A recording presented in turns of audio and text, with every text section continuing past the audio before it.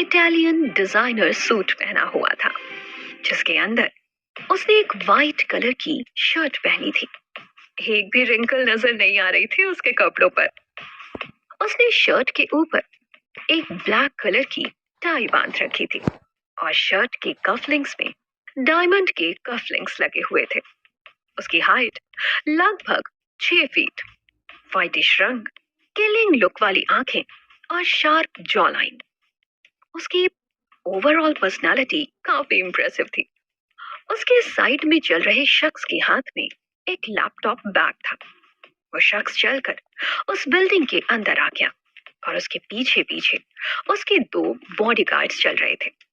Gate पर खड़े हुए उस शख्स के असिस्टेंट अनुज ने उस शख्स को ग्रीट करते हुए कहा, गुड मॉर्निंग बॉस, क्लाइंट्स आ चुके हैं और मीटिंग के लिए आपका ही वेट कर रहे हैं। उस शख्स के मुंह से सिर्फ एक ही शब्द निकला, ओके। और वो अपने लंबे लंबे कदमों से लिफ्ट की तरफ बढ़ने लगा। लिफ्ट से बिल्डिंग के 12th फ्लोर पर पहुंचकर वो शख्स लिफ्ट से बाहर आया और अब तेज कदमों से अपने केबिन की तरफ बढ़ने लगा। उसके ऑफिस के लोग उसे गुड मॉर्निंग विश करने लगे, लेकिन उसकी नजरें तो जैसे उसके एम पर ही थी, जो अभी होने वाली मीटिंग थी।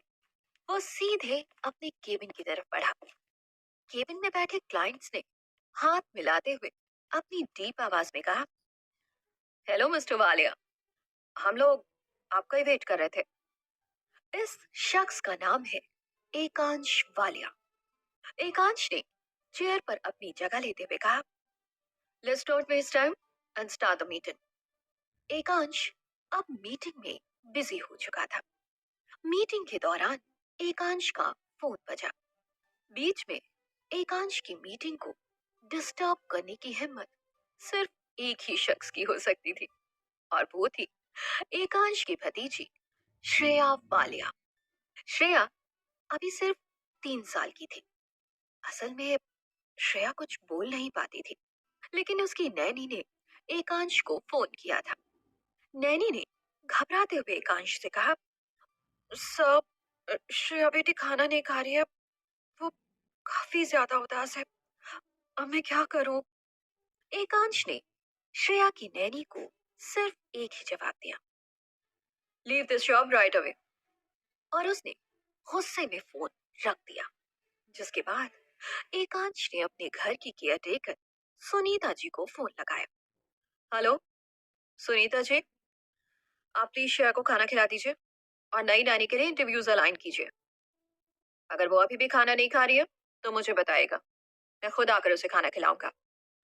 बोलते हुए एकांश ने फोन रख दिया। सामने बैठे हुए क्लाइंट्स ये सब नोटिस कर रहे थे कि एकांश, जो कि काफी स्ट्रॉन्ग पर्सनालिटी वाला इंसान है, अपनी भतीजी को लेकर वो एकदम नरम पड़ रहा था। कहते हैं ना, राक्षस की जान तोते में बसी होती है। एकांश का भी यही हाल था। एकांश के लिए श्रेया ही वो पंछी थी जिसमें एकांश की जान बसती थी। एकांश ने अपनी मीटिंग खत्म की और वो घर के लिए निकल गया। श्रेया एकांश के गुजर चुके भाई की इकलौती निशानी थी। उसके भाई ने मरते वक्त एकांश को श्रेया की जिम्मेदारी सौंपी थी। असल में तो एकांश एक कुंवारा बाप बन गया था। इधर एकांश के ऑफिस से कई किलोमीटर दूर यष्टि जैन एक जॉब इंटरव्यू के लिए वेटिंग एरिया में बैठी हुई थी। जब उसका नंबर आया तो वो जल्दी से इंटरव्यू के लिए केबिन में आई, लेकिन अंदर जाकर उसे पता चला कि ये जॉब फेवरिज्म की वजह से किसी कैंडिडेट को ऑलरेडी मिल चुकी है। यष्टि उदास होते हुए अपना सिर झुकाए केबिन से बाहर आई। अब यष्टि को गुस्सा आ चुका था। उसने एटीट्यूड में अपनी इंटरव्यू की वो फाइल रिसेप्शन पर जोर से पटकते हुए कहा, अगर आप लोगों को फेवरिज्म से कैंडिडेट हायर करने होते तो लोगों का टाइम क्यों वेस्ट कर रहे हैं?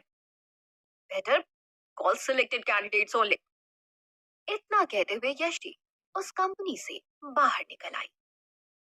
उसने एक लंबी सांस ली और उदासी भरा चेहरा लेकर वो बाहर आकर टैक्सी का वेट करने लगी। उसकी ये उम्मीद भी टूट गई थी। एक टैक्सी आकर रुकी और वो उसमें बैठ गई। उसे घर की डायरेक्शन बताकर वो सीट से सर लगाकर आराम से बैठ गई। उसने अपने फोन को उठाया और उसमें फिर से जॉब वैकेंसी देखनी शुरू कर दी। इधर एकांश अपने साथ श्रेया को बाहर घुमाने लाया था। वो अक्सर श्रेया के साथ बाहर आइसक्रीम खाने आता था, क्योंकि श्रेया का मूड उससे बहुत जल्दी ठीक होता था। उसे आइसक्रीम बहुत पसंद थी। जब श्रेया उसके साथ होती थी तो वो अपने आसपास ना कोई ड्राइवर और ना ही बॉडीगार्ड्स को आने देता था। और इस समय भी वो खुद ही अपनी कार ड्राइव कर रहा था। श्रेया अभी भी काफी उदास थी। उसने विंडो की तरफ अपना चेहरा फेर कर रखा था और वो रोड पर ही अपनी उदास आंखों से देख रही थी। एकांश ने कई बार उसका ध्यान अपनी तरफ खींचने की कोशिश की, लेकिन श्रेया सिर्फ कार की विंडो से बाहर देख रही थी।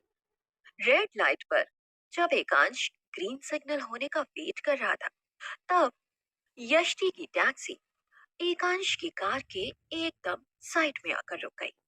यष्टि ने अपनी टैक्सी से बाहर झांका तो उसकी नजर एकांश की कार विंडो से झांक रही उदास श्रेया पर पड़ी। यष्टि ने बड़े ध्यान से श्रेया की तरफ देखा तो उसे उसका चेहरा अपने से भी ज्यादा उदास दिखा। उसने मन में सोचा, इस छोटी सी बच्ची को ऐसा क्या गम है जो ये इतनी उदास है। मुझे तो लगा था कि सिर्फ मैं ही उदास हूँ, लेकिन कितनी क्यूट है ये छोटी सी बच्ची। उसने सोचते हुए अपनी टैक्सी की विंडो का ग्लास नीचे किया और श्रेया का ध्यान अपनी तरफ खींचने के लिए उसने अपने हाथों से कुछ फिगर्स बनाई। उसने एक बर्ड बनाया और वो उसको उड़ा रही थी। इधर श्रेया का ध्यान अभी तक उसके चाचा नहीं खींच पाए थे, एक अनजान लड़की ने खींच लिया था। श्रेया का पूरा ध्यान साइड वाली टैक्सी में बैठी हुई यष्टि पर ही था। वो अपने हाथों को उठाकर उसकी नकल करने की कोशिश कर रही थी, जो कि बगल वाली सीट पर बैठे एकांश ने नोटिस कर लिया था। उसने थोड़ा श्रेया की सीट की तरफ झुककर विंडो से बाहर देखा तो उसकी नजर यष्टि पर पड़ी। कुछ पलों के लिए एकांश की नजर यष्टि के ऊपर ठहर गई। यष्टि एक सीधी, सिंपल और खुश मिजाज लड़की है।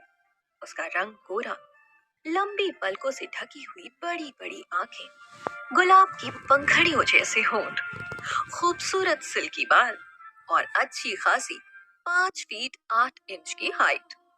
इस समय यष्टि श्रेया का ध्यान अपनी तरफ खींचने में इतनी बिजी थी कि उसने अपने ऊपर पड़ती हुई एकांश की नजरों को नोटिस ही नहीं किया। एकांश उसकी सारी हरकतों को बड़े गौर से देख रहा था। एक पल के लिए एकांश यष्टि को देखता ही रह गया। जो बात उसे उसकी तरफ आकर्षित कर रही थी वो था उसका श्रेया को अपने में इन्वॉल्व करना, जो वो अब तक नहीं कर पा रहा था। अब सिग्नल ग्रीन हो चुका था। यष्टि ने श्रेया को एक फ्लाइंग किस दी और टैक्सी ड्राइवर ने टैक्सी को आगे बढ़ा दिया। श्रेया से इस मुलाकात ने यष्टि के मूड को ठीक कर दिया था और श्रेया का भी यही हाल था। इधर एकांश अपनी ड्राइविंग सीट पर वापस आया और अपनी कार ड्राइव करके वो भी आगे बढ़ गया। इस कुछ पल की मुलाकात ने एकांश के मन में यष्टि की एक छाप छोड़ दी थी। यष्टि और एकांश यहाँ से अपने अपने रास्ते चले गए। एकांश के दिमाग में यही चल रहा था कि कैसे उस लड़की ने श्रेया का ध्यान अपनी तरफ खींच लिया था, जो वो खुद भी नहीं कर पाया था। इधर यष्टि उस बच्ची से मिलने के बाद अब थोड़ा अच्छा महसूस कर रही थी। उसका मूड पहले से बेटर हो गया था। यष्टि अपने घर के नीचे पहुंची तभी उसके पास उसके छोटे भाई शोभित का फोन आया। शोभित ने परेशान होते हुए कहा, दीप, मुझे मेरी हॉस्टल की फीस देनी है। मेरे साथ के सब लोग दे चुके हैं, सिर्फ मैं ही रह गया हूँ। आप कब तक मेरी फीस दोगी दीप? यष्टि, जो कि अभी सिर्फ 22 साल की थी, अपने घर की जिम्मेदारी और अपने भाई की पढ़ाई की जिम्मेदारी उसने 16 साल की उम्र से उठा ली थी, जब उसकी माँ उसको और उसके भाई को अकेला छोड़कर चली गई थी। जिस टाइम यष्टि की माँ गई थी, उस समय शोभित 14 साल का और यष्टि उस समय सिर्फ 18 साल की थी जब उसकी माँ उसे छोड़कर गई थी। यष्टि ने अपने भाई को समझाते हुए कहा, तू फिक्र मत कर, मैं 1 या 2 दिन में तुझे तेरी फीस ट्रांसफर कर दूंगी, तू बस अपनी पढ़ाई पे ध्यान दे। ये सारा कुछ यष्टि ने बोल तो दिया था, लेकिन वो ये सब कैसे करेगी उसे समझ नहीं आ रहा था। उसके पास तो कोई जॉब भी नहीं है और अभी कोई इंटरव्यू भी लाइन अप नहीं था उसका। यष्टि अपने घर का दरवाजा खोलकर अंदर आ गई। उसके पास उसकी बेस्ट फ्रेंड सिया का फोन लगातार आए जा रहा था। यष्टि ने फोन को फिलहाल इग्नोर कर दिया। वो घर में आकर सीधे नहाने जाने लगी। इससे उसकी थकान कुछ हद तक उतर जाती। तभी यष्टि के घर के डोर पर नॉक हुआ। यष्टि ने जाकर दरवाजा खोला तो सामने सिया खड़ी थी और गुस्से में उसकी तरफ ही देख रही थी। तूने मेरे फोन को इग्नोर किया, अब ऐसे दिन आ गए क्या कि तुम मुझे इग्नोर करेगी? और इतना कहते हुए सिया यष्टि को साइड में धकेलते हुए अंदर आ चुकी थी।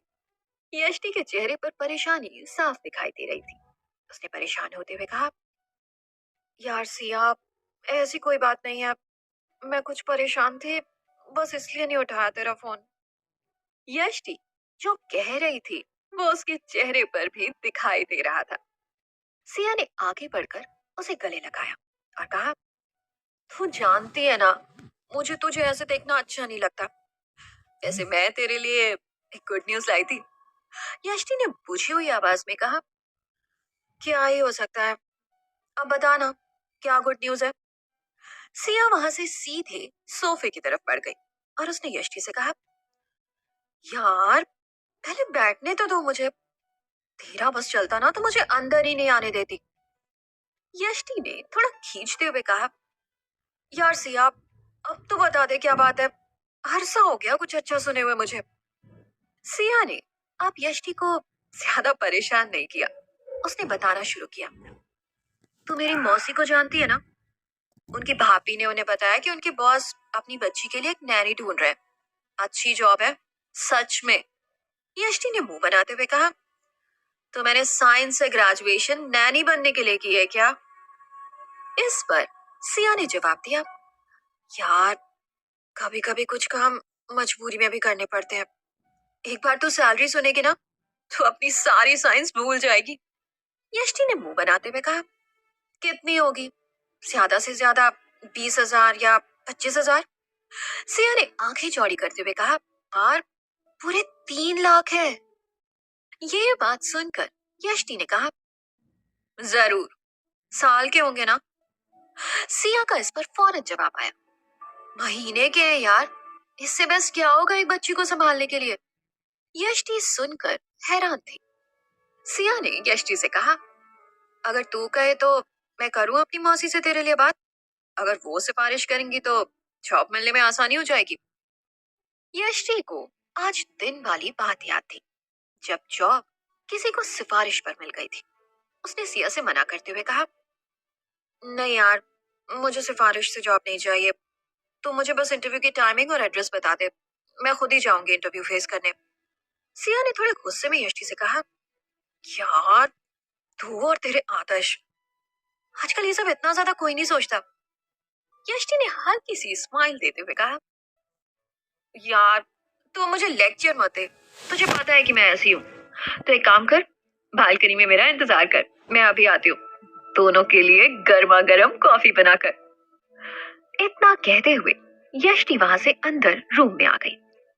उसने नहाकर दोनों के लिए कॉफी बनाई और बालकनी में बैठकर दोनों कॉफी पीते हुए बातें करने लगे। इधर एकांश श्रेया के साथ घर लौट आया था।